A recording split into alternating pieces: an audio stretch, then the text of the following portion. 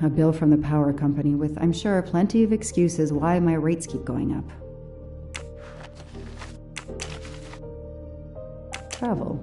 For the discriminating traveler. Also for the overworked detective who never seems to have time for vacation. Well, I can dream, can't I?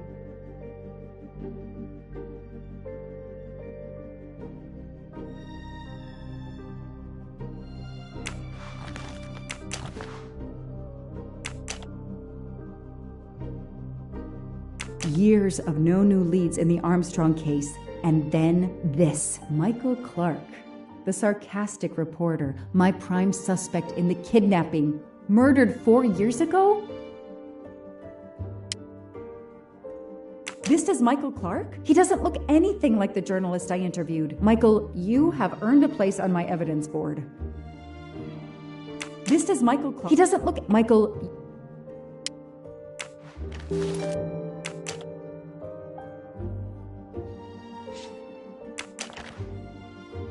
Suzanne's hair, so conveniently left in the cabin for us to find.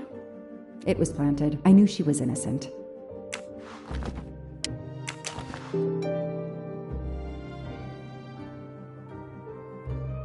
The only fingerprints found on the bottle were Suzanne's.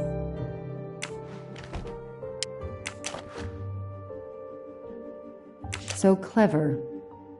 All that evidence, and yet no DNA found.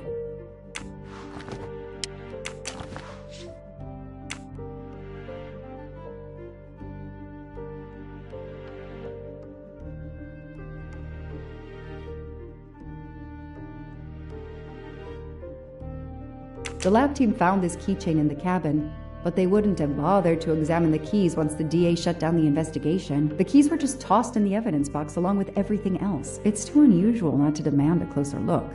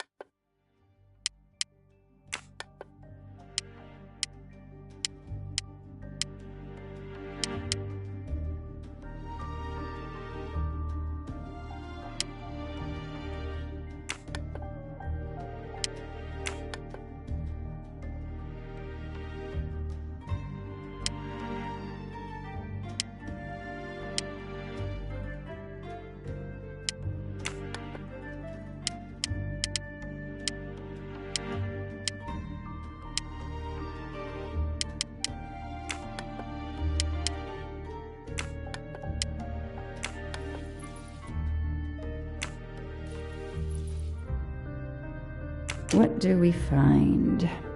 A capsule and a smell. Bitter almonds. Cyanide.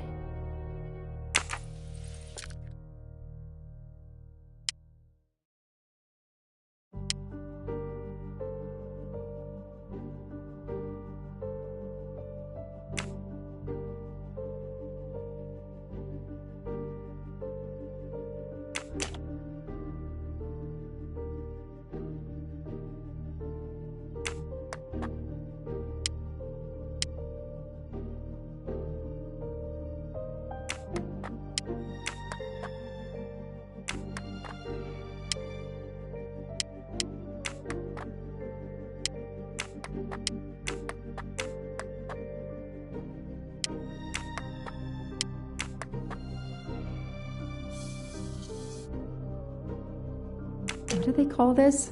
Brass knuckles? Knuckle dusters? Illegal in Massachusetts. Possession alone can lead to serious jail time. What do they call this? Brass knuckles? Knuckle dusters? Illegal in Massachusetts.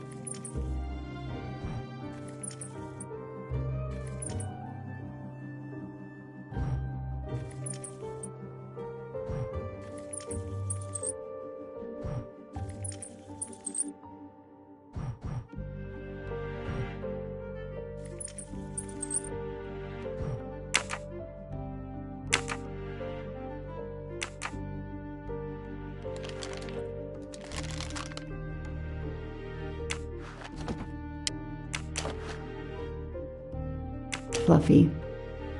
Daisy's plush toy.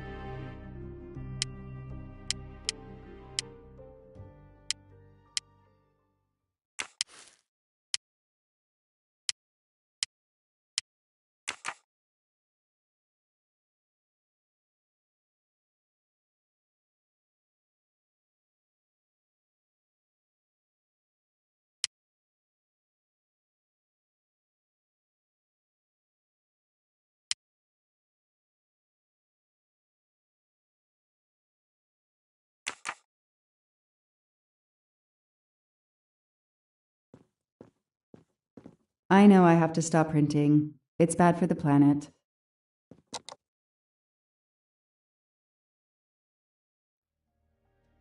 I don't have time to check the latest crimes. I need to focus on Daisy's case.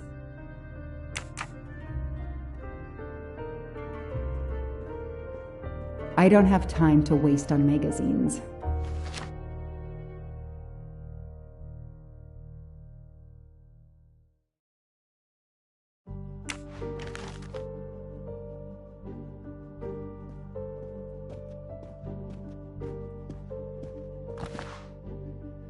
I've read it probably 10 times already, but I can't get enough of it. Don't know why. Maybe because it helps me sleep?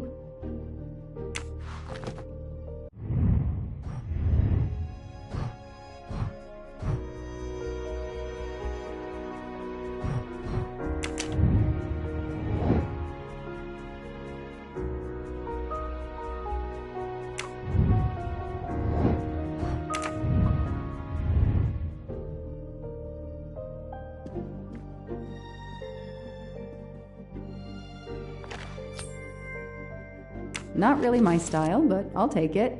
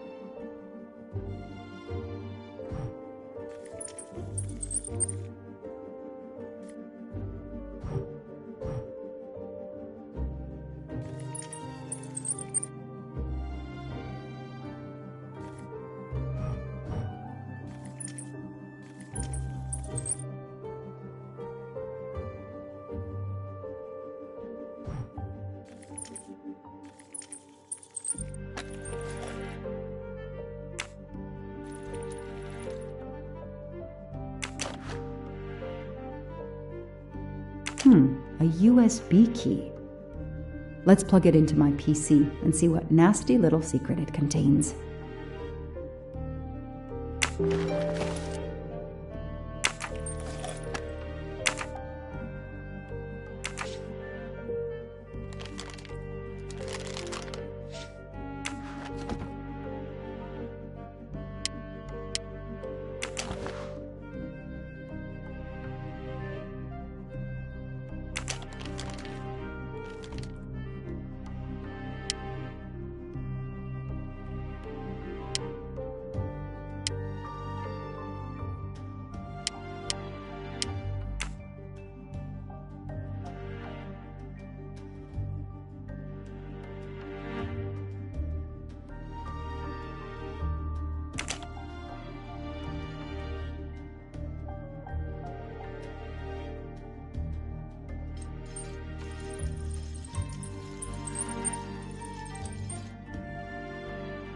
key knife.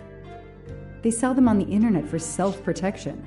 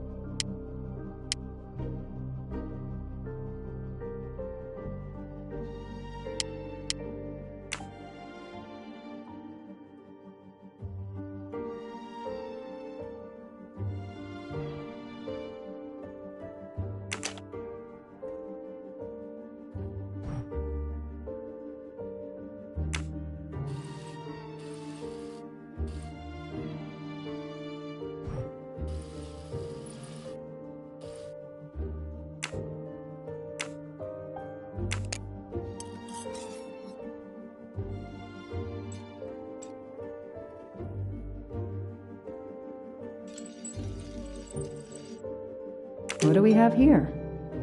A flashlight. They can also conceal knives, but in this case we have lockpicks.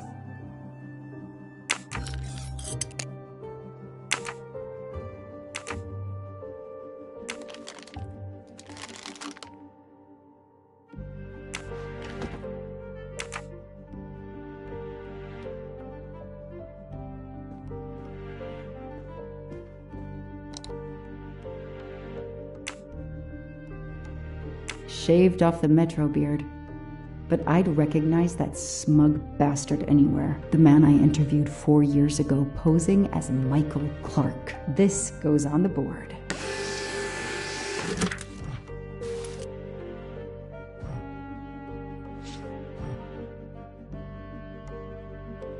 Maybe they needed to show the ransom to someone, to check if the serial numbers were still on record. I'll print them, and on the wall they go.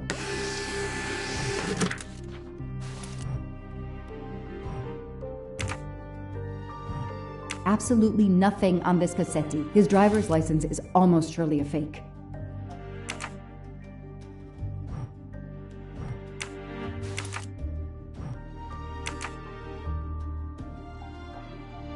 I know I have to stop printing. It's bad for the planet.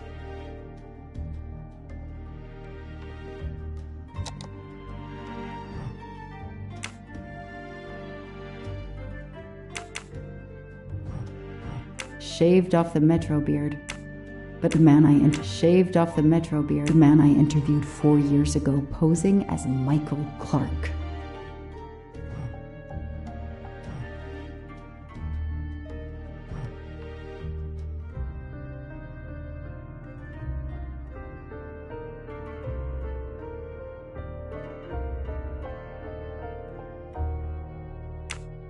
To check if the serial numbers were still on record.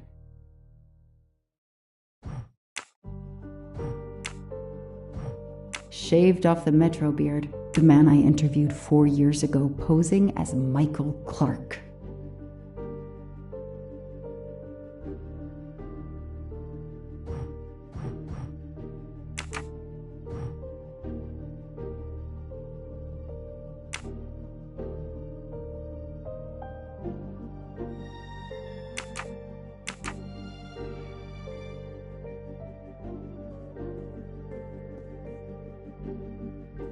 I don't have time to waste on magazines. I don't have time to waste on magazines.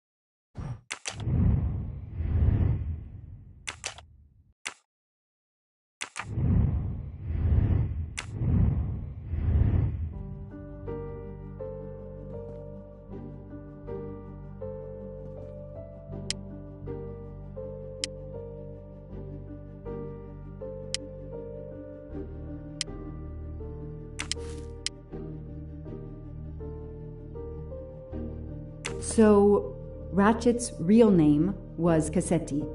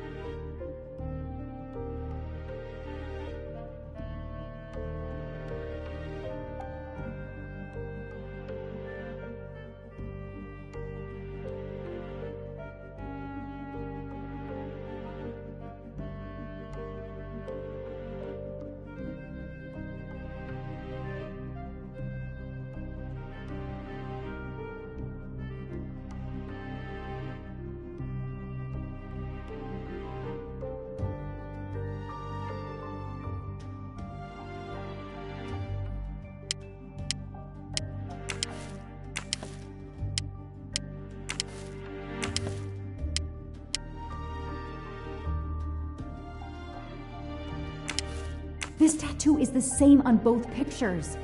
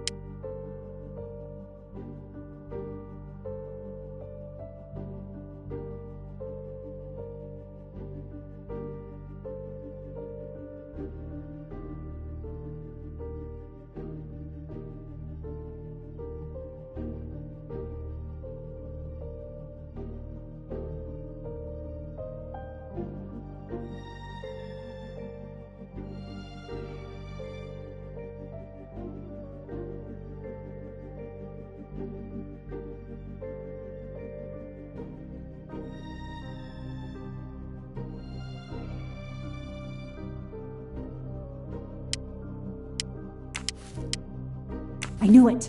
The faces don't match at all. They are clearly two different men. I should run facial recognition on my computer.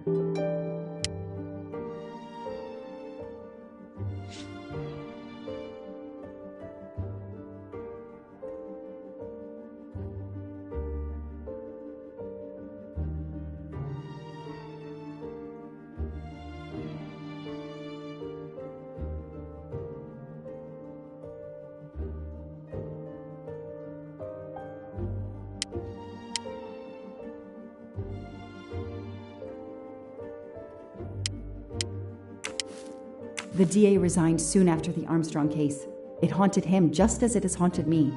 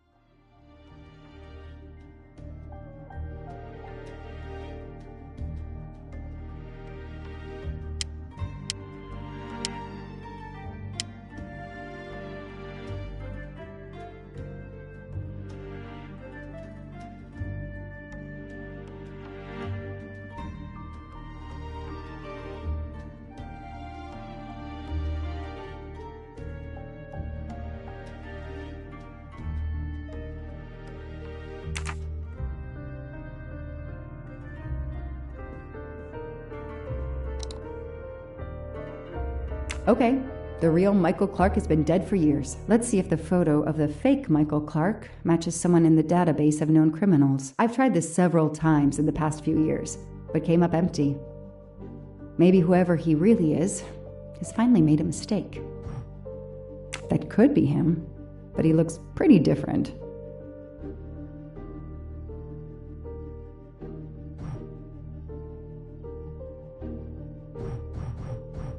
Yes, he seems different at first glance, but still it's the same person.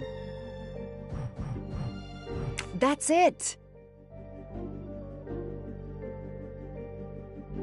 good.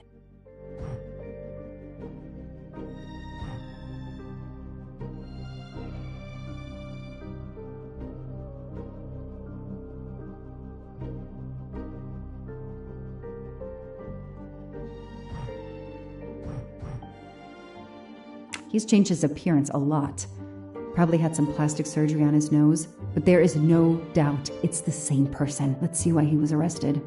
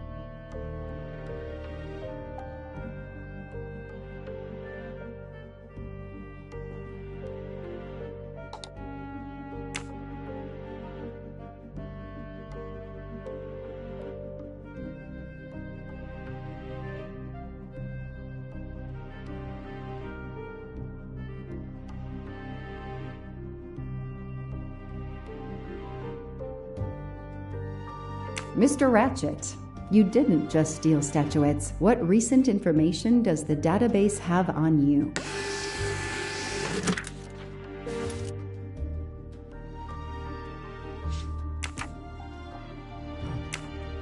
It's so frustrating. I have a name, but I can't find anything about him. But I know just who to call.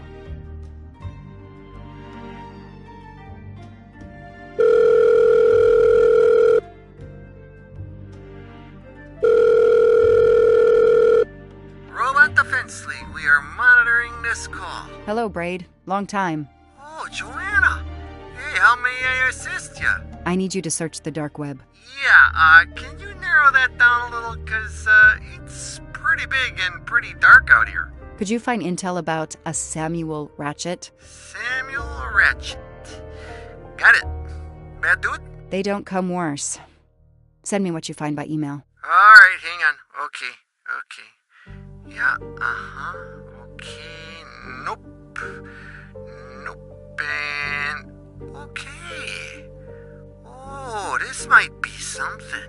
I gotta do a deeper dive, but you should find this interesting. Could be coincidence if I believed in them. Emailing details. Domo arigato, Mr. Roboto. We're here to save mankind. Oh, it's a cookbook.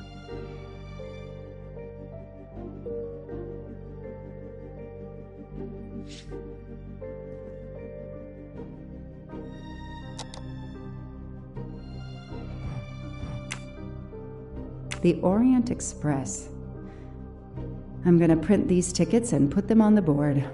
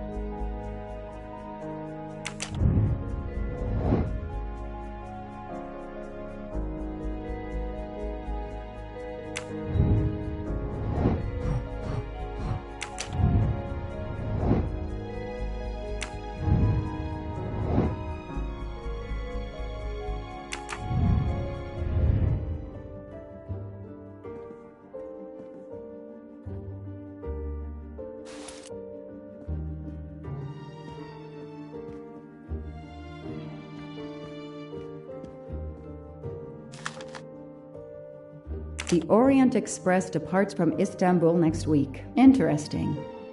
I'll put it on the board.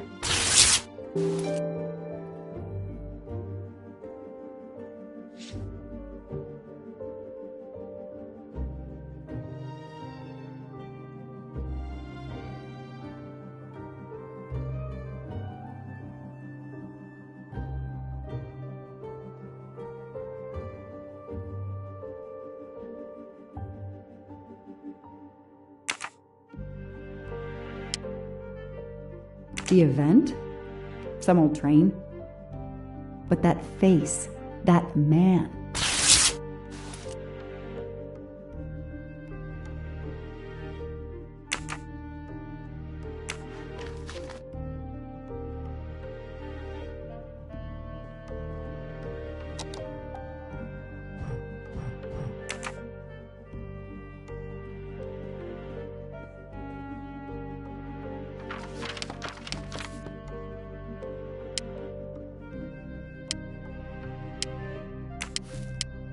Goodbye, Michael Clark.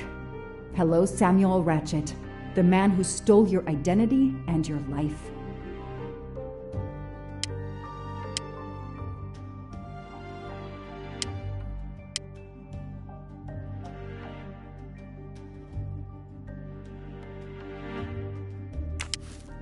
Next week, a certain Edward Masterman will be on the Orient Express.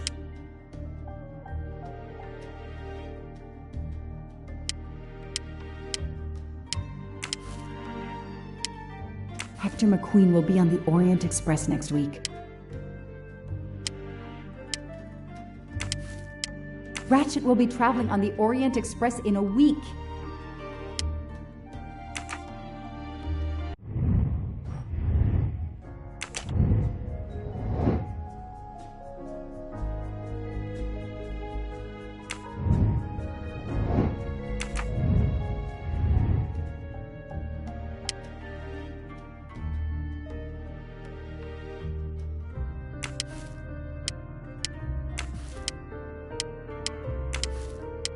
Foscarelli will be on the Orient Express next week.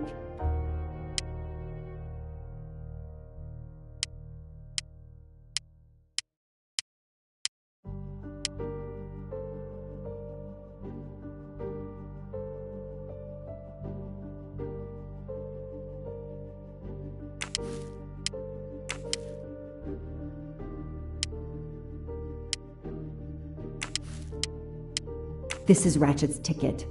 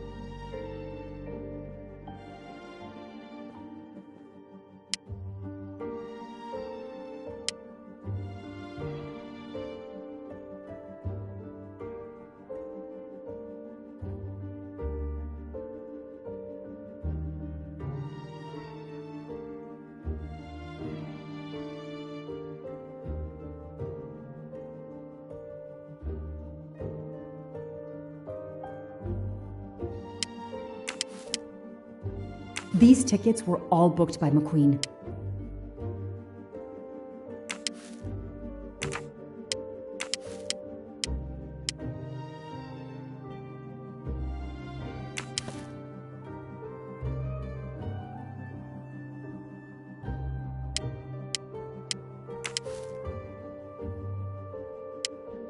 The person traveling with Ratchet has the same last name as my district attorney during the Armstrong case?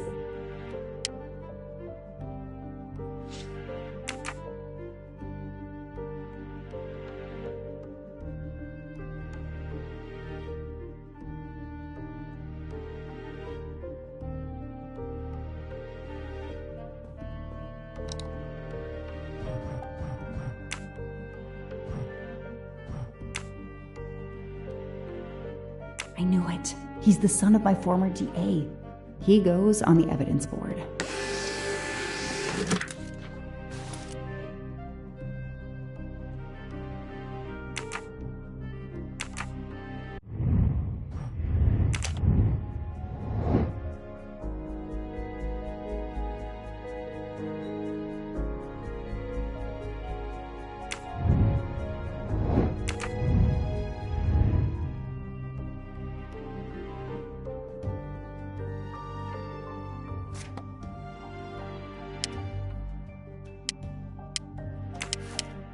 Hector McQueen is the son of District Attorney McQueen.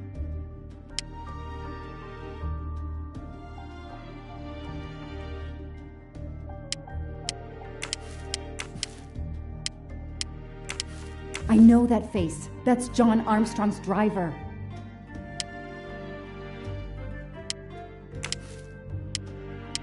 As Ratchet is alive, the dead man can only be Noah. Damn! Ratchet is taking the Orient Express next week. McQueen, the district attorney's son, is too. Foscarelli, the Armstrong chauffeur, is too. It can't be a coincidence. McQueen and Foscarelli must have decided to take revenge and will undoubtedly attack Ratchet on this train. I have to be on the Orient Express to stop them. And above all, I must stop Ratchet. But I can't do it in Istanbul because there's no extradition treaty with the United States. Ratchet can never be judged in the US without an extradition treaty. I'll have to wait until he's in Paris to have him arrested.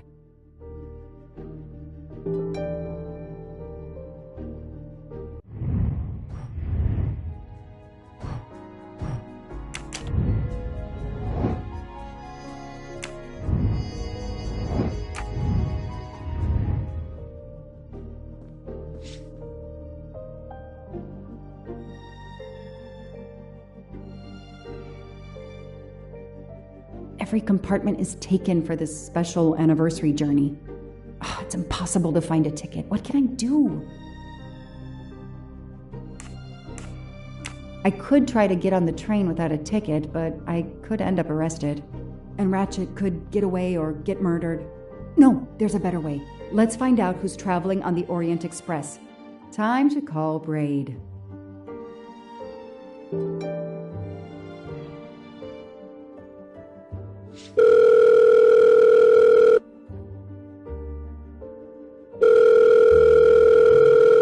Braid! It's me again. I haven't found anything useful yet. I need one last favor. But it's a big one. Uh-oh. Can you find me the list of passengers of the Orient Express for that anniversary trip? Hold on. Jeez, their IT is surprisingly good. Maybe because of the big event. I found the list, but they sealed my back door as I was starting to capture it. Oh, no. Whoa, calm down. I got one name. Female. The name I got before they kicked me off the server was Stacy Johnson. Do you feel like a Stacy Johnson? The question is, how is she going to feel about helping me? That's one you'll have to figure out for yourself. I gotta go back to weaving my magic on the web.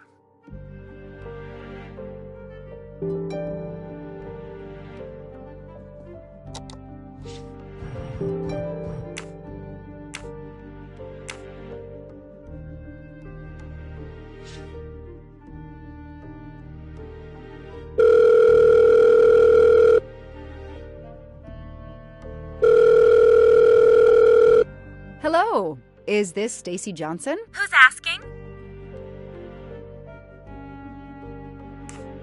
I'm a journalist for a major online site. I've had it with journalists. I'm hanging up. Goodbye. Wait. My name is Joanna Locke. I'm a police detective. And I'm just an actress. Now what did I do wrong? Nothing. I need your help. I need to take your place in the Orient Express. Is this a joke? No way.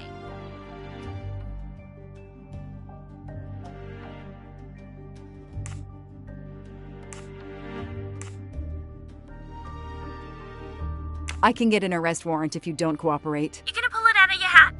I've done nothing wrong. Lately. I'm hanging up. Goodbye. Wait.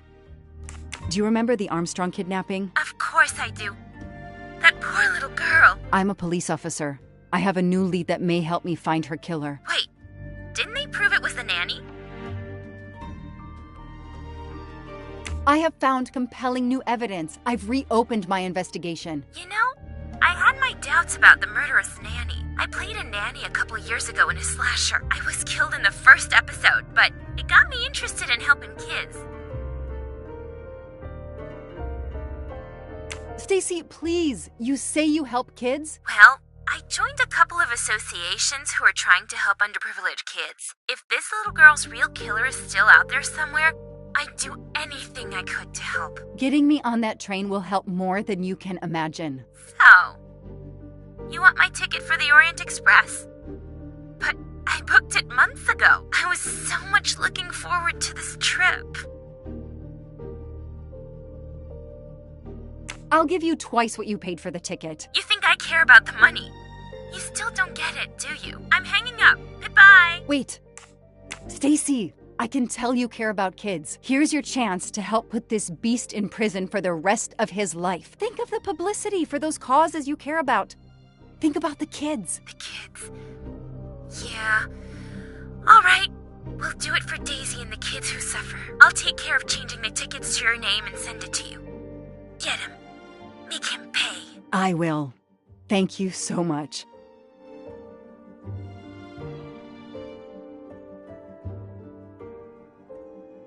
Stacy was as good as her word. I received the ticket. I called my chief to let him know I was taking my vacation time. I had coming. I flew to Istanbul. I was finally going to nail the monster responsible for Daisy Armstrong's death, Michael Clark's death, even his accomplice, and, I suspected, so many others as well. You know the rest.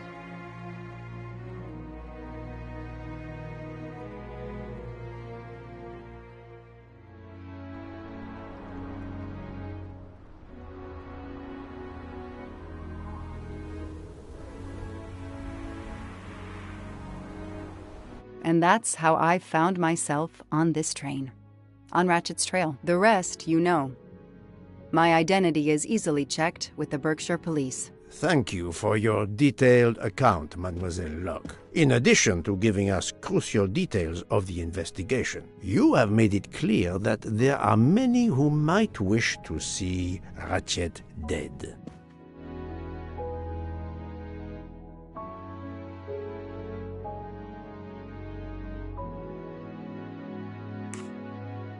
I know you are innocent. Your forthright testimony and your movements, or lack of them, last night eliminate you from our list of suspects. I agree, without a doubt. Another detective will be great help to the investigation. Book. Although my friend certainly does not need any help. You are too kind. Thank you for believing me.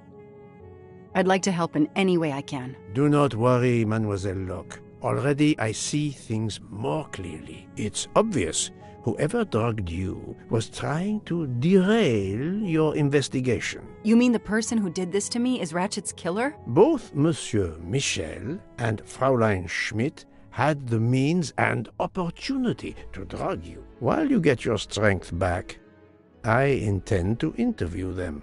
Excellent idea, my friend. All this excitement has whetted my appetite. I'm sure Mademoiselle Locke won't say no to a good, invigorating meal. What? No. I want to hear what the conductor and Fräulein Schmidt have to say for themselves. It is my duty to ensure the well-being of the passengers. If Dr. Constantine has no objection, I will escort you to the restaurant car. On the contrary, some food will do her the greatest good. Well, I'm still a little shaky. Mr. Poirot, will you please keep me informed about what you learn? You may be certain of it.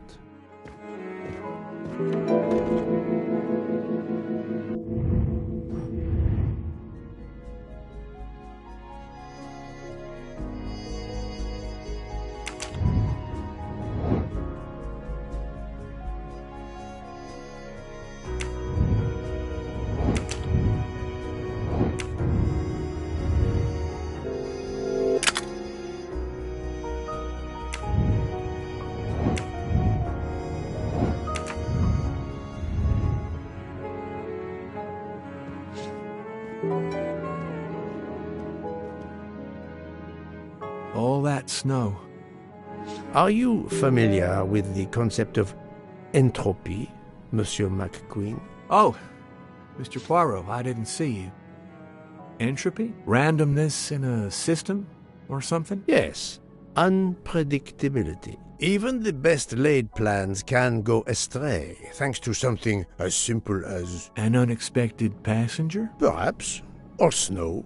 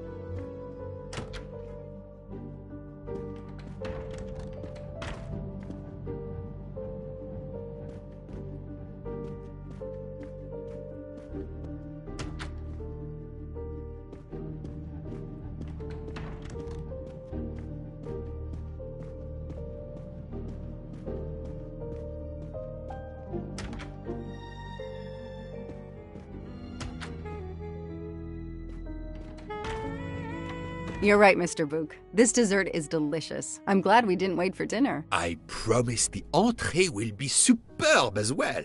Detective Locke, you are recovering well, I see. Yes, I should be helping with the investigation. Do you know who drugged me? It is early yet for conclusions. When I return, then we shall see. Do not worry, Poirot. She is in good hands. Hotaru, Freya, and yours truly are looking after her. You're right, Mr. Book. This dessert is delicious. I'm glad we didn't wait for dinner. I promise. Detective Locke, you... Yes, I should be helping. It is early... Do not worry, Poirot. Hotaru, Freya, and yours truly are looking after her.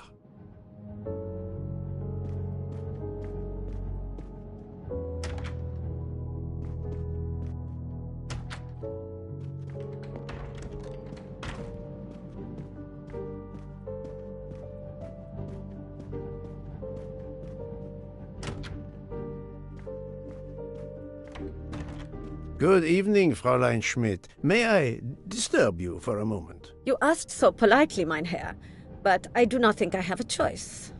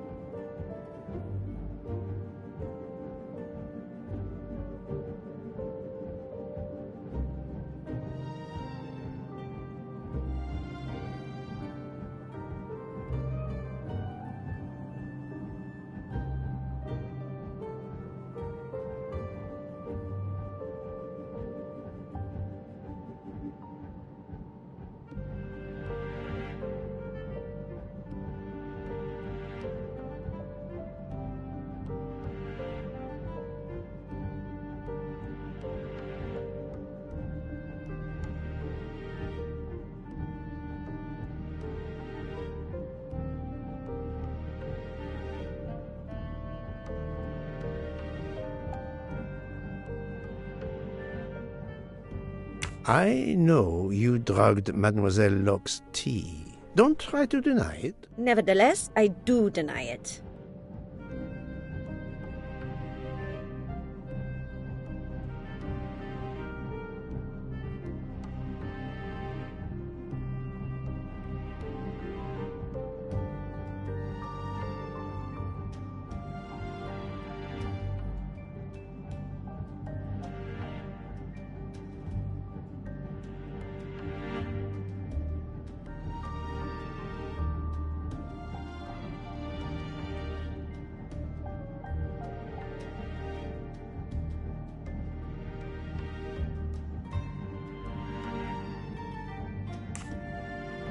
I wanted to let you know that your roommate, Mademoiselle Locke, is awake. Ah, yes, I'm glad to hear that. I was worried about her.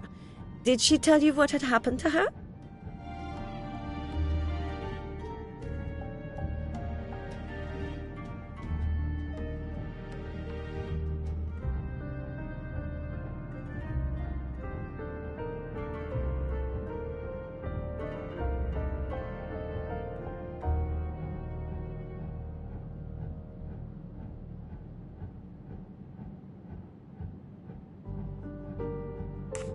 Unfortunately, she doesn't remember much, but we found a residue of a sleeping pill in her cup of tea. Since you two were alone together in your room when she drank it, who else but you could have drugged her? Must I point out I do not make the tea on this train? You should question the conductor or the kitchen staff.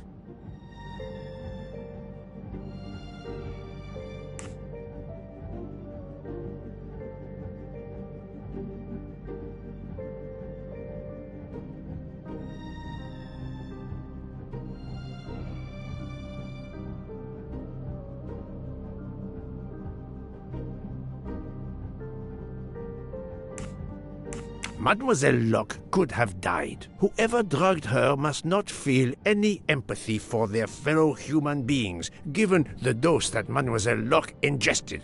She was close to death. Oh my God. What did I do? I didn't want to hurt her. Just have her sleep for a few hours while we had time. We? Time for what? Time for what, Madame Schmidt? You think I feel nothing? Nothing?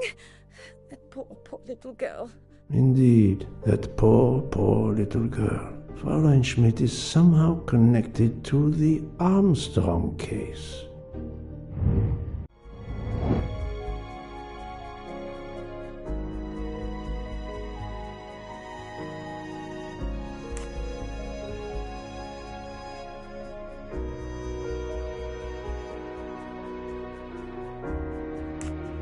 I do not think that's the right answer. No, not good. My little gray cells did not let me down. Fräulein Schmidt, I have a certain reputation for sniffing out... I am not a murderer. Forgive me, but I was going to say brilliant chefs. You were the Armstrong family's cook, were you not? But... yes. I was the cook of that lovely, lovely family. I'm sorry, but I must ask you to give me some time to collect myself. It wasn't supposed to be like this, my darling, my poor darling child. I will give you that time, Fräulein. You have given me much more in exchange. I must check in with my other suspects to make certain I have all the pieces of the puzzle in my possession.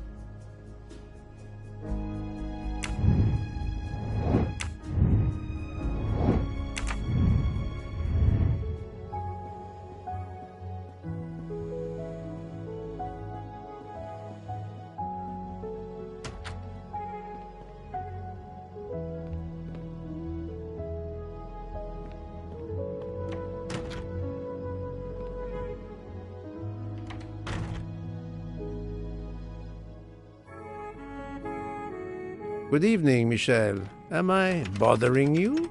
You seem stressed. With everything that's going on, I must admit, it's difficult to be relaxed. Of course, I understand. Especially since we know that Detective Locke's tea was drugged before it was served to her. Detective? Come now, Michel. Surely you would have taken the opportunity to search her things and found her badge. Luckily, she woke up and was finally able to tell us her story. Otaru boiled the water, Jean made the tea. I just brought it. Sir, it could have been any of the staff. Your defense is to accuse others?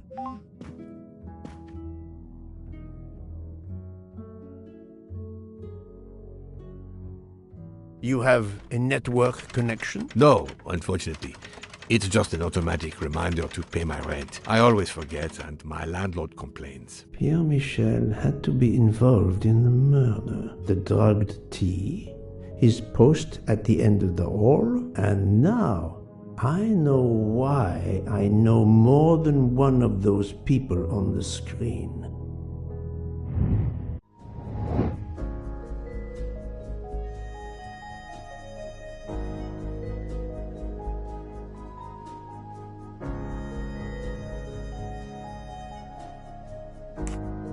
Great.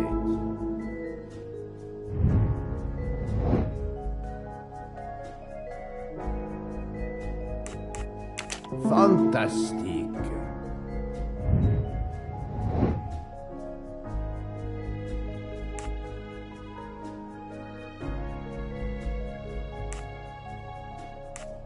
This is wrong, but I'm never far from the truth. Right. That was easy. You are the father of Suzanne Moreau, Daisy Armstrong's nanny. My condolences on the death of your wife. What? But my wife... Enough lies. Suzanne does not bear your name? No. Suzanne's mother and I were divorced. Suzanne kept her mother's name. My most sincere condolences, Monsieur Michel, on the deaths of Suzanne and your wife. This job, I loved them, but I was never there for them. Then, a year after the divorce, Solange became ill. Suzanne took her to this special hospital in the US. Got that job as Daisy's nanny. I understand your pain, and the reason that led you to drug Detective Locke. We really can't hide anything from you, can we? Many have been foolish enough to try and keep the truth from Hercule Poirot. Yes, I admit, I drugged the tea. But it was only to keep her quiet, until I could... But she reacted so much to the sleeping pills. She was lucky, as are you, that she didn't die. To be frank, there is one more thing that puzzled me, but I think I understand now.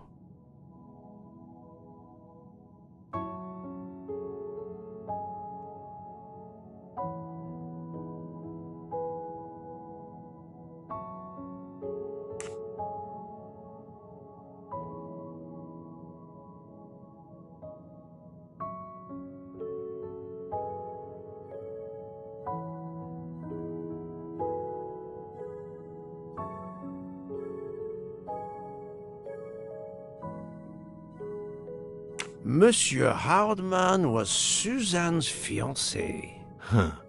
I have the impression my whole life to you is an open book. Yes, Cyrus was my daughter's fiancé. I almost consider Cyrus as my own son. Of course, much more is clear now.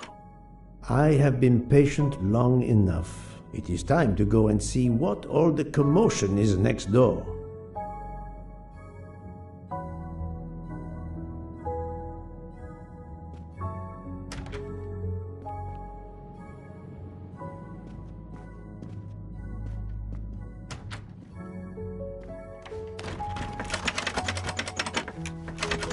Monsieur Hardman, excellent. The gods who watch over detectives must have trapped you here. Why didn't they watch over me? I'm a detective too. I I was talking to Michelle about a leaky faucet, and I wanted to go out, but, you showed up. No need to invent some preposterous story. But really, Michelle has told me everything. You are the fiancé of Suzanne Moreau, his daughter. Oh. I see. Surely this is not a big surprise to you. No. Suzanne was the only woman I ever loved. And I failed her. We got into a spat. It was nothing, but I was too proud to apologize. We weren't speaking at all. Suzanne never really cared for that guy, Noah. She would have forgiven me. If only. If only. If only. A common refrain between lovers who quarrel.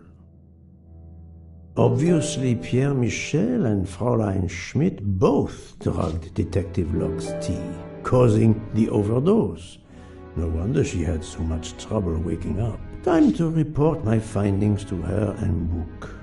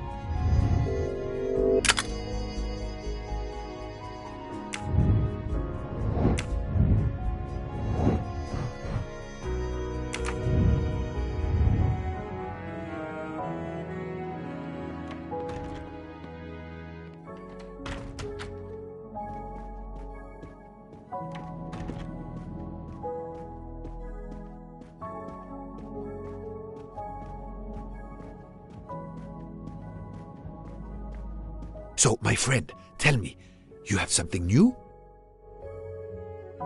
Mademoiselle Locke, I know who drugged you. Fräulein Schmidt and our conductor, Pierre Michel, both admitted putting sleeping pills into your tea. This explains your overdose. They are relieved you are recovering. Michel drugged a passenger? On behalf of the company, I offer my apologies to you, Mademoiselle Locke. Michel will answer for this outrage. Both of them? I was pretty sure about Fräulein Schmidt, but I admit that I did not suspect the conductor. I have uncovered multiple connections with the Armstrong case. Pierre Michel is the father of Suzanne Moreau, little Daisy's nanny, and Monsieur Hardman was Suzanne's fiancé. As for Hildegard Schmidt, she was the cook of the Armstrong family. What a coincidence, don't you think? But it's incredible! What are the odds that so many people linked to that tragic affair ended up on the same train? About the same as you winning the lottery, my friend. I wasn't the officer who interviewed Fraulein Schmidt back then, so she couldn't recognize me here on the train. How could they know who I was? There were other passengers who might have. Or she may have seen you when you visited the Armstrong home. It is now clear to me that some of the clues to this elaborate plot were staged for my benefit.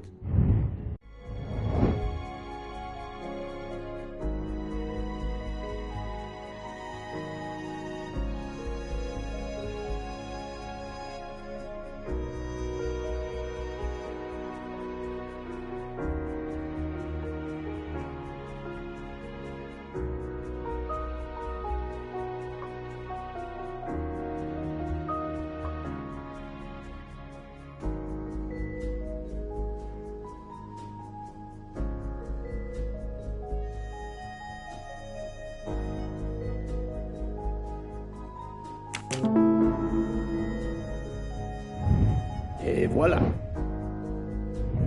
Some clues and information collected so far could lead to a hypothesis. The murderer boarded the train in Vinkovsky, killed Ratchet, and then left the train immediately. How did you come to that possibility? Monsieur Hardman told me about a short man with a high-pitched voice who threatened Ratchet. Imagine for a moment that this man, wearing a wagon-lit conductor's jacket, killed him while Michel was on the platform at Vinkovsky. This murderer then hid the conductor's jacket in Detective Locke's room, then fled before the train left. Why choose Detective Locke's room? Why, indeed. Let me re-explain from the beginning.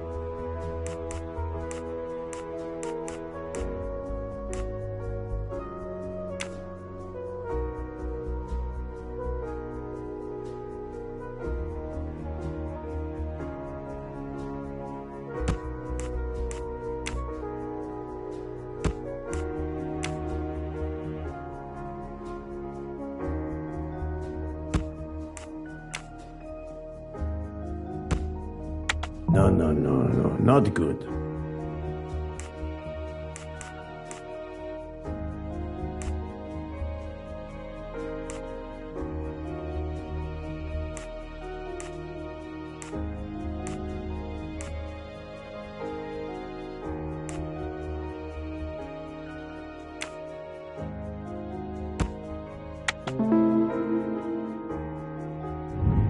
My little grey cells did not let me down. Mon Dieu! Oui! That must be it! Everything fits so well! It fits too well, my friend. Other clues lead to a second hypothesis, much more plausible.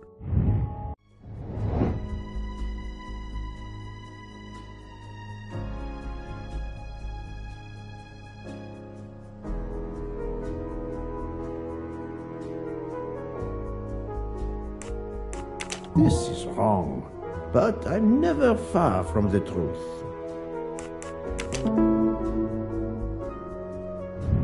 Et voilà. So, we have multiple murderers, all related to the Armstrong case. The murderer from Winkowski was a fabrication to turn suspicion away from those on the train.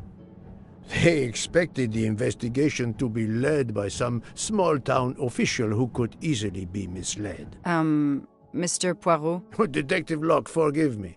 You are an obvious exception. You tracked Ratchet with the tenacity of a bloodhound. Unfortunately for the killers, they not only had you to deal with, but now they had, and I say this with all modesty, the world's greatest detective, Hercule Poirot, dropped into the midst of their meticulous planning. Multiple murderers? Multiple detectives? Poirot, please take pity on me. Who is linked to this case, and who is not? My poor friend, I have gone speeding out of the station without you. I will continue.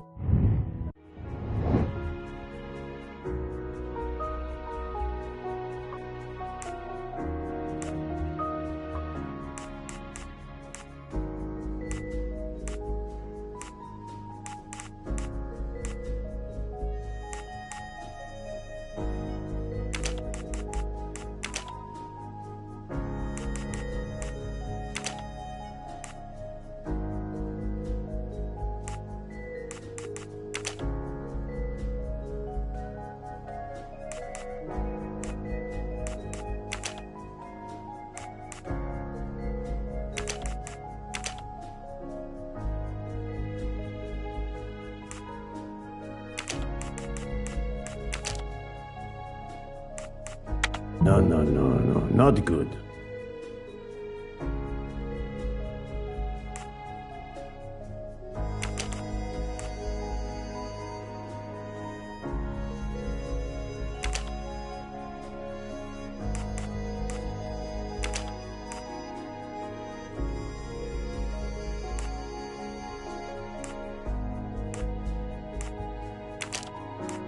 I must admit I'm not right this time.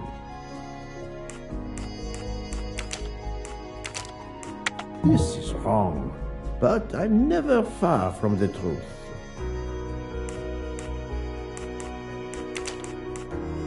I do not think that's the right answer.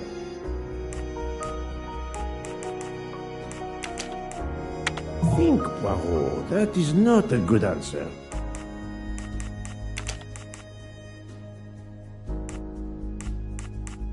No, not good. This is wrong, but I'm never far from the truth. I do not think that's the right answer. I must admit I'm not right this time. Think, Poirot, that is not a good answer.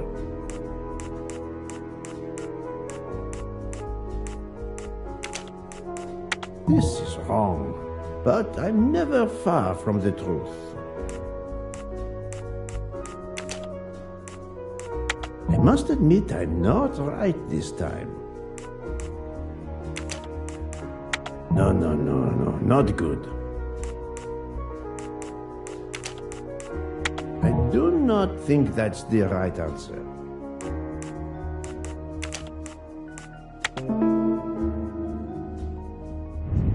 That's the right answer.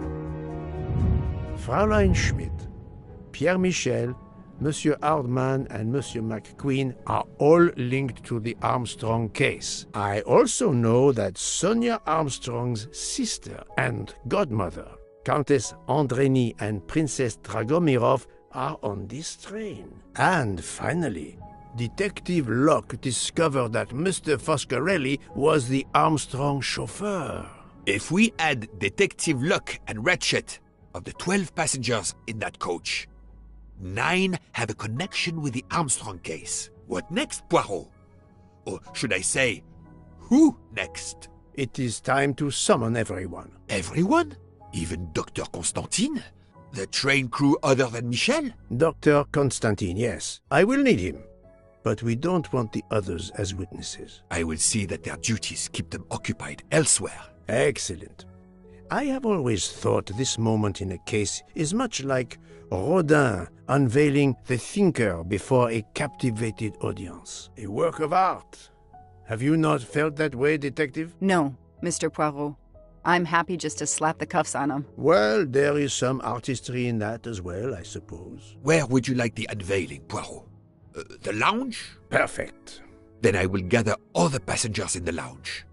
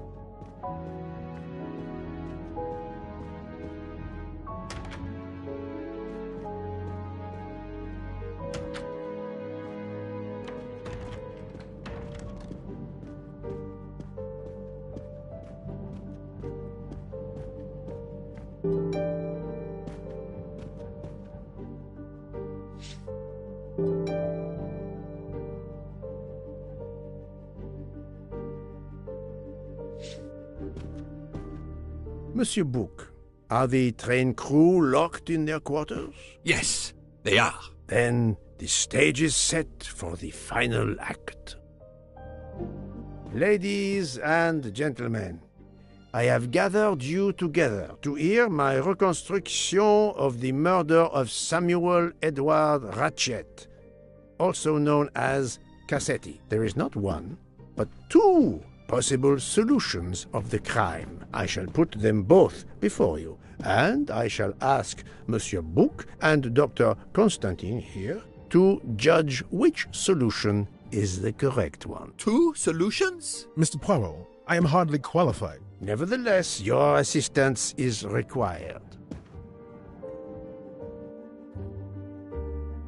Now, you all know the facts of the case. Ratchet was found stabbed to death this morning. He was last known to be alive at 12:37 a.m. last night, when he spoke to the wagon-lit conductor through the door. His watch was found to be badly dented, and it had stopped at 1:15. Dr. Constantine, who examined the body, puts the time of death as having occurred between midnight and 2 in the morning. At half an hour after midnight, as you all know, the train ran into a snowdrift. After that time, it was impossible for anyone to leave the train. So, here is my first theory. The enemy, as Ratchet expected, joined the train at Vinkovsky by the door left open by Captain Arbuthnot and Monsieur McQueen, who had just descended to the platform. He was equipped with a wagon-lit jacket, which he wore over his ordinary clothes, and a pass key which enabled him to gain access to Ratchet's compartment in spite of the doors being locked. Ratchet was under the influence of a sleeping draught. This man stabbed him with great ferocity, 12 wounds in all. He left the compartment through the communicating door to Madame Hubbard's compartment. Yes, that's so. Scared me half out of my wits. The murderer thrust the dagger he had used into Mrs. Hubbard's handbag in passing. Without knowing it, he lost a button of his uniform. Then he slipped out of the compartment and along the corridor. He put the uniform jacket into Detective Locke's suitcase to cast suspicion on her. And a few minutes later, dressed in his ordinary clothes, he left the train just before it started off again, using the same means for egress, the door near the dining car.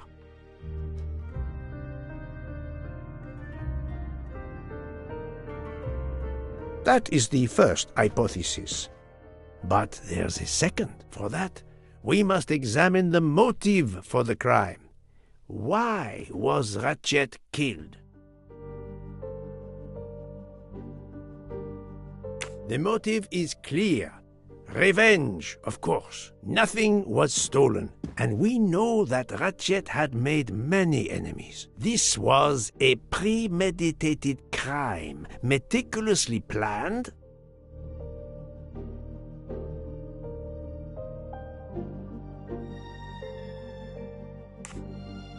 Since the kidnapping and death of little Daisy Armstrong, which traumatized many people close to the family. Even when the police concluded that it was Suzanne Moreau, questions remained. Detective Locke continued her investigation, as did others. They became convinced the truth lay elsewhere. We now know who the real murderer of Daisy is. It is clear now that Daisy's killer was Ratchet, also known as Cassetti and Michael Clark and how many other names. But of course, many of you have known this for a long time. It is obvious that the 12 stab wounds are not a random number. Dr. Constantine's analysis revealed that some stab wounds appeared to have been caused by a right-handed attacker.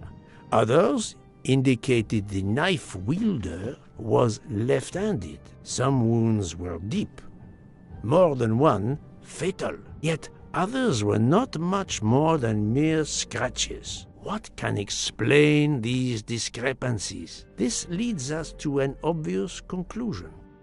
They are symbolic.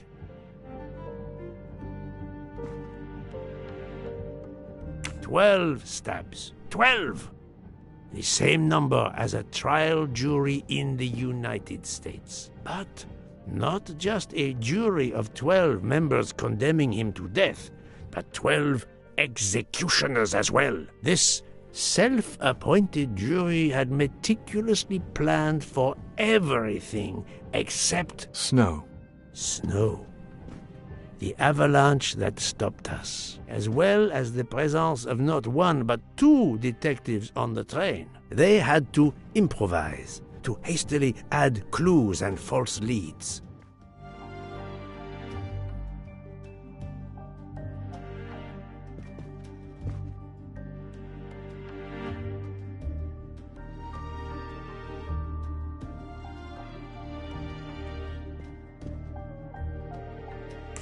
The time on Ratchet's broken watch was deliberately set to conceal the true time of the crime. This woman in a red kimono does not exist. I don't know which of the passengers it was. It does not really matter. It was just a performance, a charade to introduce another possible culprit to muddy the waters. The vial of vaping liquid incriminated Captain Arbuthnot. However, he had a solid alibi confirmed by Monsieur McQueen. Impossible then to suspect him. The conductor's jacket, found in Detective Locke's suitcase, was put there only to cast suspicion upon her. All these false leads were intended for me. But I am Poirot. I understood the truth. We have a train full of suspects. It's time to identify who the real culprits are. Let's start with Detective Locke.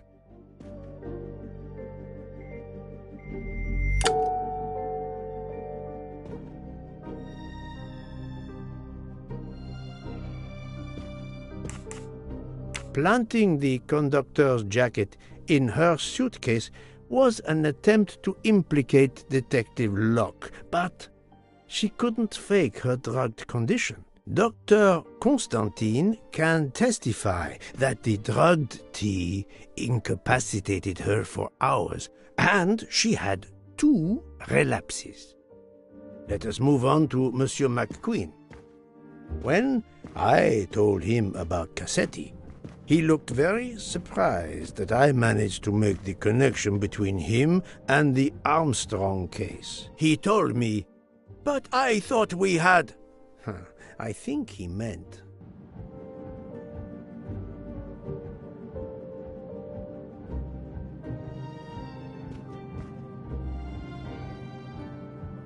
You thought you didn't leave any real clues linking the murder to the Armstrong kidnapping. Moreover, you insisted that Ratchet did not speak French when you knew I had heard a voice calling out in French that was supposed to be Ratchet.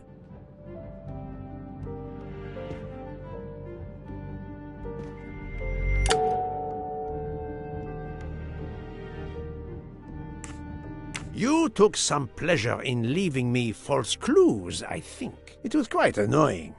But you told me yourself that your father was the district attorney who handled the Armstrong case. The case haunted my father. At first, he believed Suzanne Moreau had helped her boyfriend, Noah, to kidnap Daisy, even though there were questions that went unanswered, and a young policewoman refused to let it go, continuing to find discrepancies, but never enough to reopen the official investigation. That policewoman sits there. Her name is Joanna Locke. Then tell him. Tell him how in the end my father believed you, how he resigned a job that he loved, racked with guilt that he may have let that monster go free. He died young, broken, his faith in justice broken. That's what Ratchet did to him. Thank you for your honesty, Monsieur McQueen. Your father is one more victim of the man who called himself Ratchet. Now, I will turn to Ratchet's valet, Monsieur Masterman.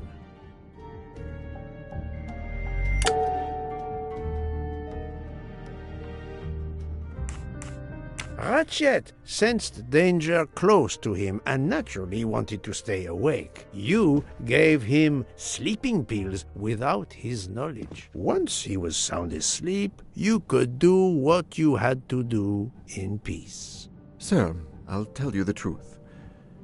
I was Colonel Armstrong's adjutant in the war, sir, and afterwards, I was his valet in New York. I'm afraid I concealed the fact this morning. It was very wrong of me, sir, but I knew how suspicious it would look. Is that all you have to say? That's all, sir. Now, to leave no suspicious stone unturned, let us move on to Monsieur Book. What? Me? A suspicious stone?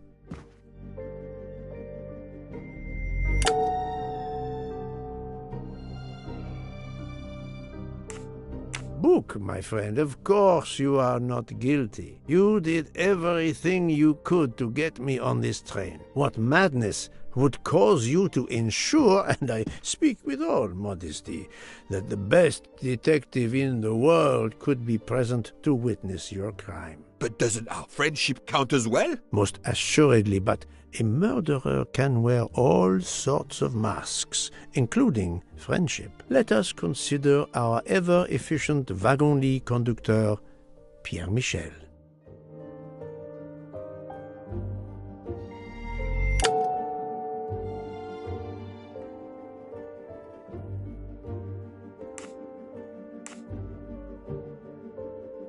Your admission that you drugged Detective Locke immediately incriminates you. But the murder could not have been possible without your very capable assistance. Your knowledge of train procedures made the murder possible, and your position in the corridor of the train allowed you to be the perfect alibi for several passengers.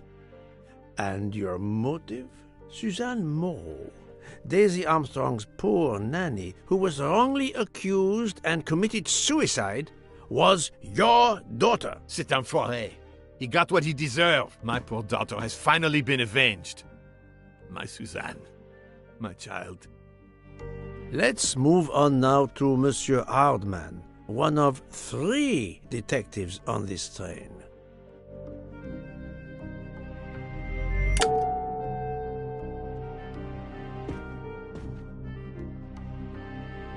Monsieur Hardman, I think you are a real detective, but you were never hired by Ratchet. Your alibi was that you were watching the corridor to protect Ratchet, which, of course, you never did. You protected Pierre Michel. However, we just saw that his alibi doesn't hold up, so neither does yours. I don't know about the conductor. Being Suzanne's fiancé, you had a substantial motive to punish Ratchet. You used your detective skills, just as Detective Locke did, to hunt him down and finally avenge the death of your beloved. That's right, Mr. Poirot.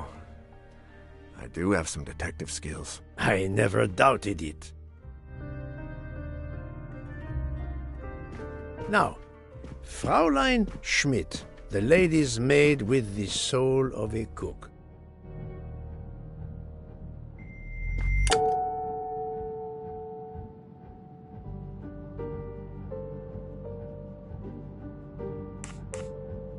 Fraulein Schmidt, you told me of your remorse for drugging Detective Locke. I believe you are sincere. However, as the cook of the Armstrong family, you experienced the drama from within.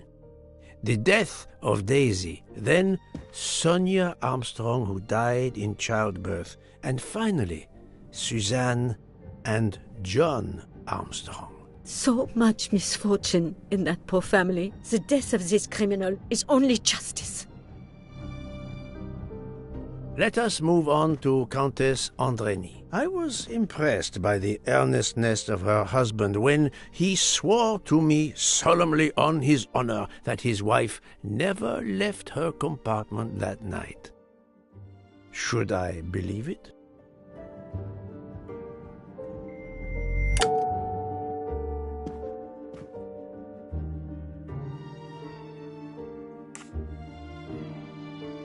Countess Andreni, being Sonia Armstrong's sister, you had every reason in the world to want to avenge her. But you were incapable of stabbing someone, even after what he had done to you and your family. The night of the crime, you simply took a sleeping pill. I appreciate the irony that nearby, Detective Locke was also in a drugged sleep.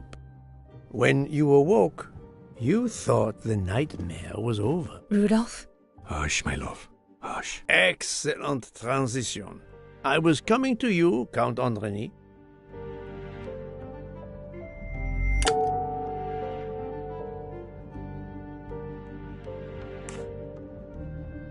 "12 people, a jury.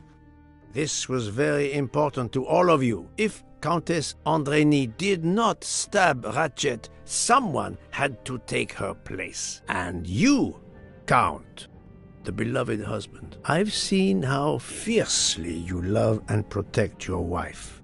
Enough! I would do anything for Helena. Anything. Even that. Yes, even that. Let's move on to Monsieur Foscarelli.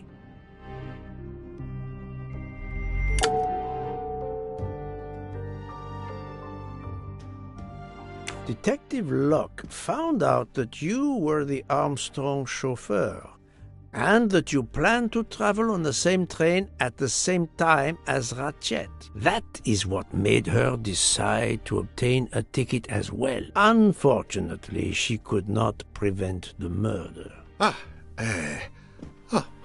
Have you lost your tongue, Mr. Foscarelli? Oh, Daisy. She was the delight of the house. Tonio, she called me. And she would sit in the car and pretend to drive me. And you, Mademoiselle Olson, a champion for the immigrants, a worthy calling.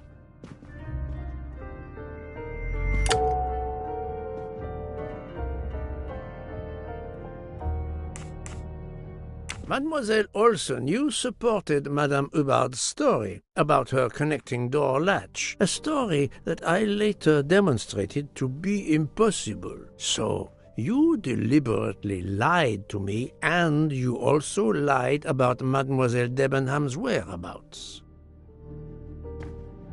Enough! I can't take this anymore. I know what you want from me, Mr. Poirot. Very well. Here it is. She was my little Daisy, my angel, so patient. When I patched a scrape or took her temperature, that was my job. But she was so much more to me. She was a shining light in an ever-darkening world. I've tried to honor her by caring for children who have lost everything. Thank you, Mademoiselle Olson. You too shed light on your part in this mystery.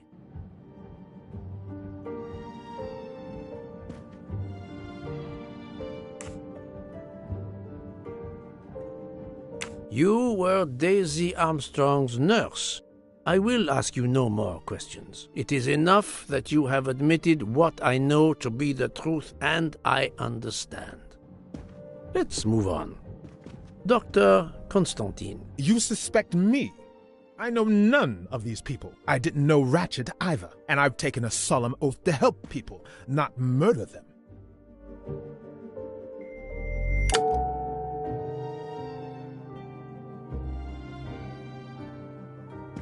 You are one of the few people in this room not to have any connection with the Armstrong case. Moreover, your alibi is confirmed by Monsieur Bouc, whom I would trust with my life. That is very kindly said, my friend. We now come to Mademoiselle Debenham and Captain Arbuthnot, whose relationship was not in doubt from the moment I inspected your room at the hotel. You have a bloody nerve.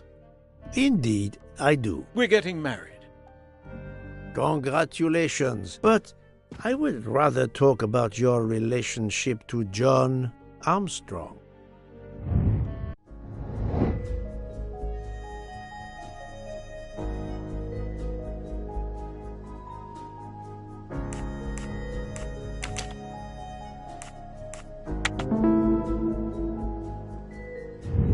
I'm right again. That happens to me a lot. Captain Arbuthnot, you served in the army with John Armstrong. What I don't understand is why a man your age is still a captain. One might expect you to be a colonel as well. Ever fought in a war, Poirot? It was war that first brought me to England. Then you know what it's like. There's a shattering sound, and death, and mistakes, acting on intelligence that proved to be wrong. I sent a patrol to their death. Good men, brave men, wasted. John testified on my behalf at a court-martial. I'm not a colonel. I don't deserve to be, you bloody fool. But I'm also not in prison. John remained my best friend until... There, you have my story. Understand now? Archie, calm down, please. You're right, Mary. What you see in me, I don't understand. Oh, Archie, I see in you what John saw. Miss Debenham, I'm sorry. My turn, is it? I'm afraid so. And you have caused me quite a puzzlement. Your connection with the Armstrong family was not obvious. Then I remembered the job you currently hold.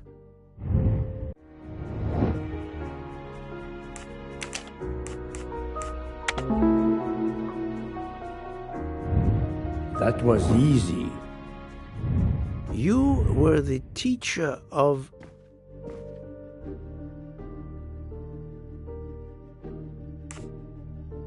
You were the teacher of Helena Andrény, whose maiden name was Helena Goldenberg before she married Count Andrény. Yes, absolutely. Why lie to you? She was an excellent student. Captain Arbuthnot.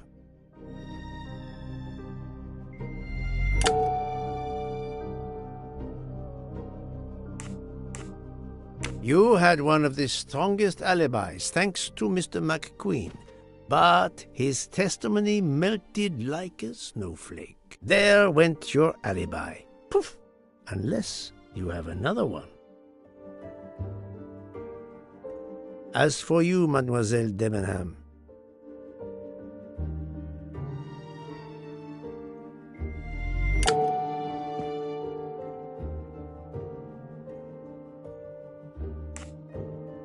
Mademoiselle Olsen was the only one who could confirm your alibi. I think you know where you stand. Very good, Mr. Poirot. Are you satisfied? I will be, soon. Now I must turn to Sonia Armstrong's godmother, Princess Dragomirov.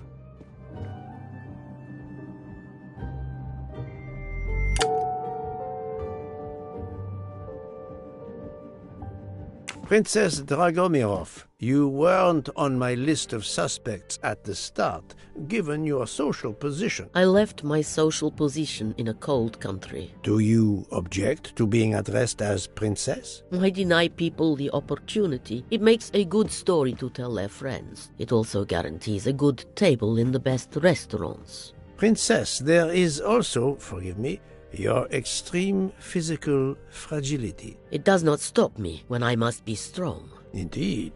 Of more importance, though, is the fact that you're the only left-handed person on the train. And the single blow to ratchet from a left-handed person was very, forgive me, weak. Finally, I'm afraid I know the alibi that you shared with Fraulein Schmidt is false. You have been very thorough, sir. I hope you will permit me to say we are much alike. I am honored. Now it is time to end with Mrs. Hubbard, or should I say,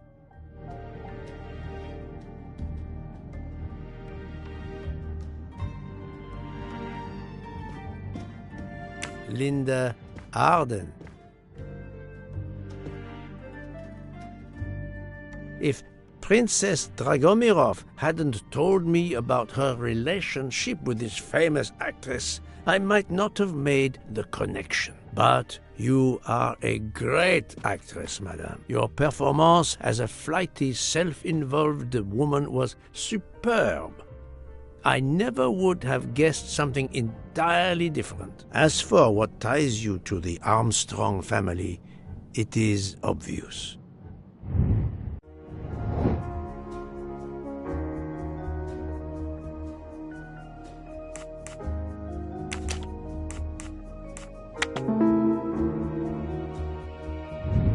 Et voilà. Mrs. Hubbard, you are the mother of Sonia Armstrong and Mrs. Andreni.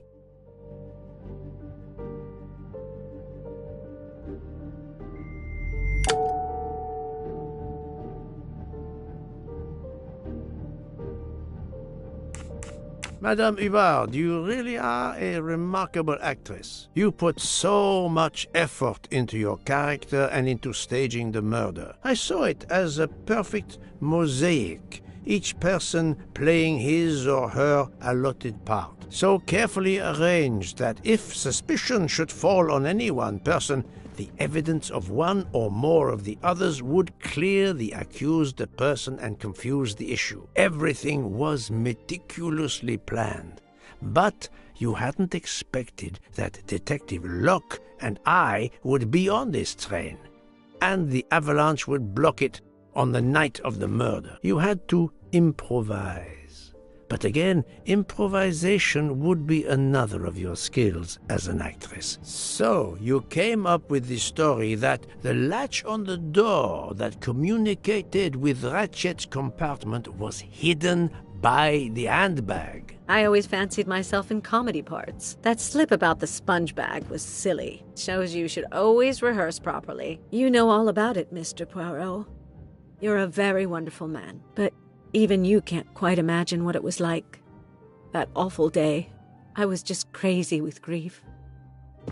So were the servants. We decided then and there that the sentence of death that Ratchet had escaped had got to be carried out. There were 12 of us, or rather 11. Suzanne's father was over in France, of course. First we thought we'd draw lots as to who should do it, but in the end we decided on this way. It was the driver, Antonio, who suggested it. Mary worked out all the details later with Hector McQueen. It took a long time to perfect our plan. We first had to track Ratchet down. Hardman managed that in the end. Then we had to try and get Edward and Hector into his employment. Well, we managed that. Then we had a consultation with Suzanne's father. Captain Arbuthnot was very keen on having 12 of us. He seemed to think it made it more orderly. He didn't like the stabbing idea much, but he agreed that it did solve most of our difficulties. Well, Suzanne's father was willing. Suzanne had been his only child. We knew from Hector that Ratchet would be coming back from the east, sooner or later, by the Orient Express. With Pierre Michel actually working on that train, the chance was too good to be missed. My daughter's husband had to know, of course, and he insisted on coming on the train with her. Hector wrangled it so that Ratchet selected the right day for traveling when Michel would be on duty. And then, at the last minute, you came. For the rest of the story, you worked out everything, Mr. Poirot. You were right about all of us. What are you going to do about it? If it must all come out, can't you lay the blame upon me, and me only? I would have stabbed that man 12 times willingly. It wasn't only that he was responsible for my daughter's death, and her child's, and that of the other child who might have been alive and happy now. It was more than that. There had been other children kidnapped before Daisy, and there might be others in the future. Society had condemned him. We were only carrying out the sentence, but it's unnecessary to bring all these others into it, all these good, faithful souls. You are a director of the company, Monsieur Bouc. What do you say?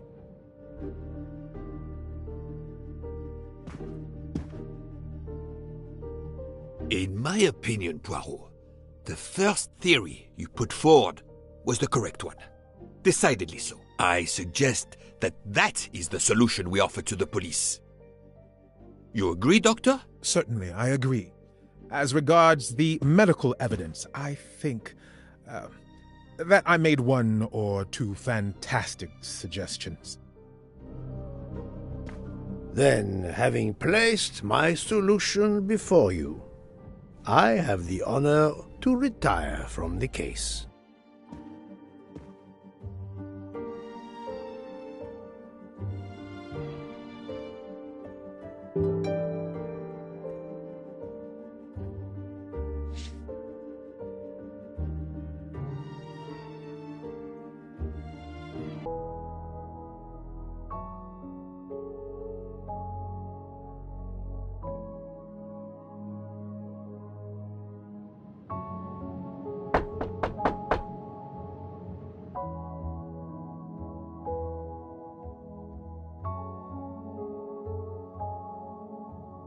I'm sorry to wake you up in the middle of the night, Poirot, but it couldn't wait. There was a detail that bothered me in my preliminary autopsy of Ratchet's body. I went back to examine the body and I discovered a wound covered by another. The blow I hadn't seen was delivered by a thinner, sharper blade. So there were not 12, but 13 stab wounds. 12 stabs for 12 jurors. It doesn't work with 13 wounds. The symmetry is destroyed. It can't be one of the culprits who stabbed him twice? Doctor, a different knife was used. There is only one explanation.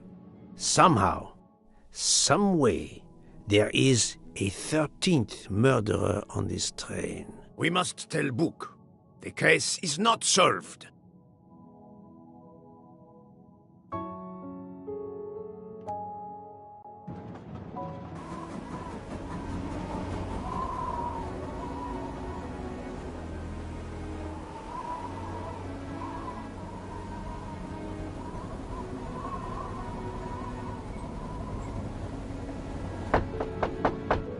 Please, come in. Ah, Book. I see we are moving at last. Yes. The way was finally cleared while we slept. If all goes well, we will arrive in Venice this evening. The train will be there for several hours for refueling and reprovisioning. What do we do with the 13th murderer?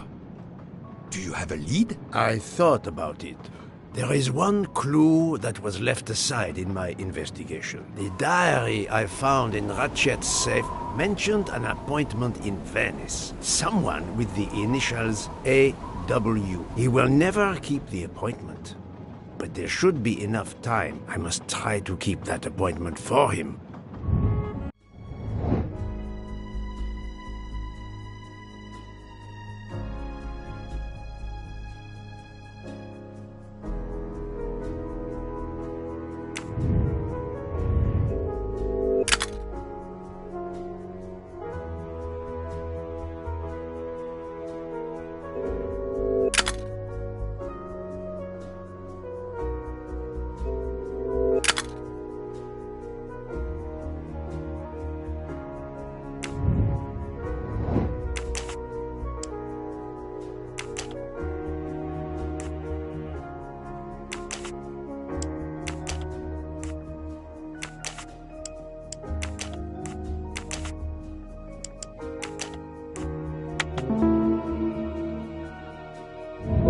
My little gray cells did not let me down.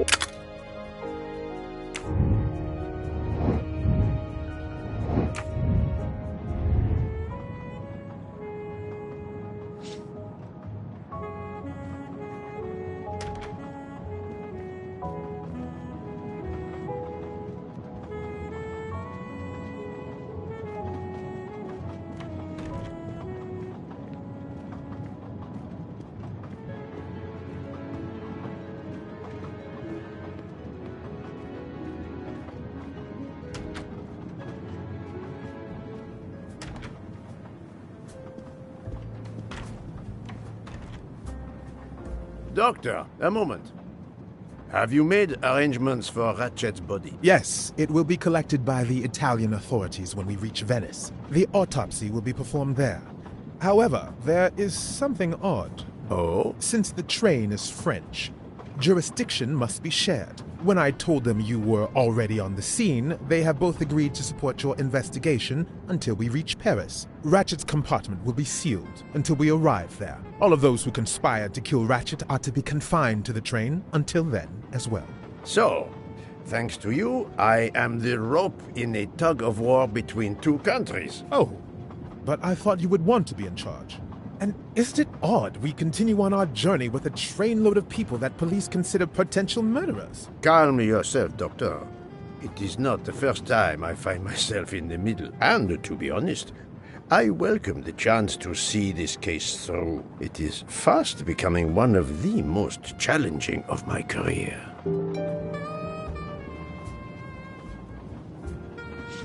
So, my dear book, how does our journey progress? We are well on our way to Venice. All of our passengers are locked in their rooms by order of the authorities. I watch them when they want to stretch their legs, like the captain there behind you. I see that you have the situation well in hand.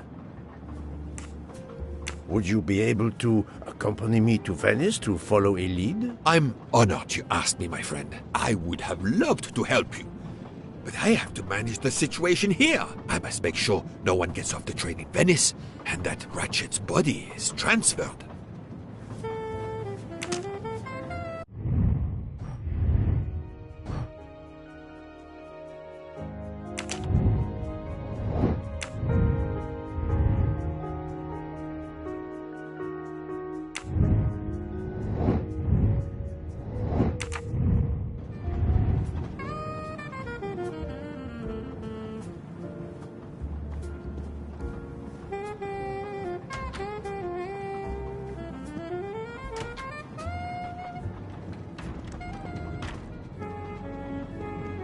I don't have time for small talk.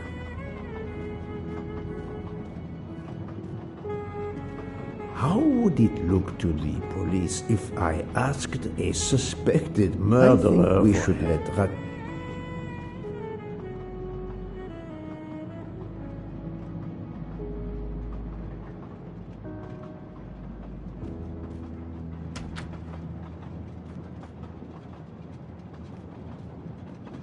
I don't have time for small talk.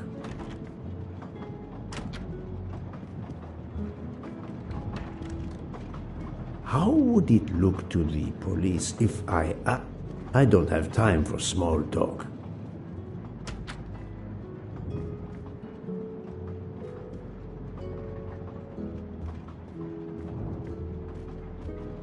How would it look to the police if I asked a suspected murderer for help? I don't have time for small talk. How would it look to the police if I asked a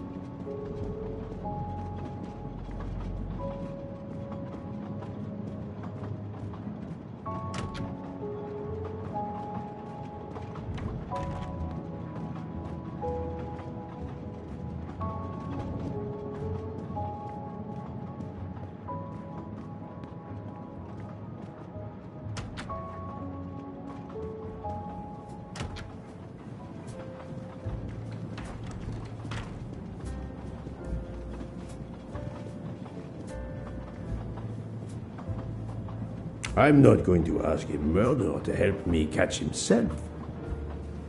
I'm not going to ask a murderer to help me catch himself.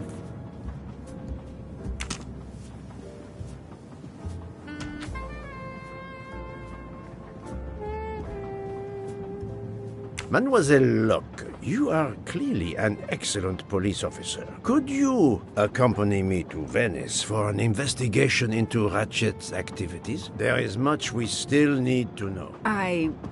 Well, yes. It would be an honor to work with you. And I'm glad you trust me. What do you have in mind? There was a notation in Ratchet's appointment book. He had an appointment. With who? There were only the initials A.W. They were to meet at 10 o'clock at the Fontana dei Conigli. I want to know who Ratchet was meeting and why. But you've already discovered the 12 conspirators. Why is this meeting important? Unfortunately, the case is not complete. Dr. Constantine has discovered the presence of a 13th stab wound. One of them could have stabbed him twice. The wound was made with another, finer blade. Why would one of them have used 2 knives? Did they want to confess they killed him more than the others? And if so, why bother to deny it when they have already confessed? No, it makes no sense. And I do not close a case until all questions have been answered. You, of all people, must understand this. You're right. I do understand. I'll help you. Thank you. Together, we will uncover the truth. We will arrive in a few hours. Take the opportunity to rest. I slept well last night. No more effects of the drug. Excellent. Then be prepared when we reach Venice. We have another mystery to solve.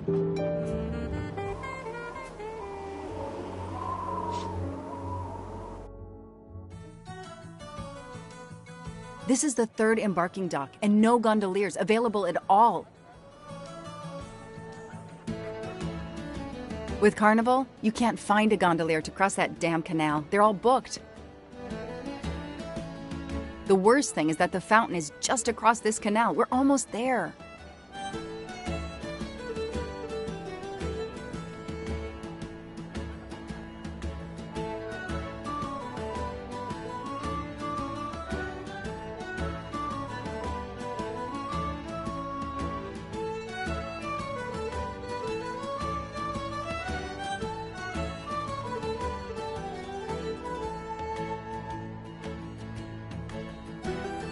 I see a gondolier just over there.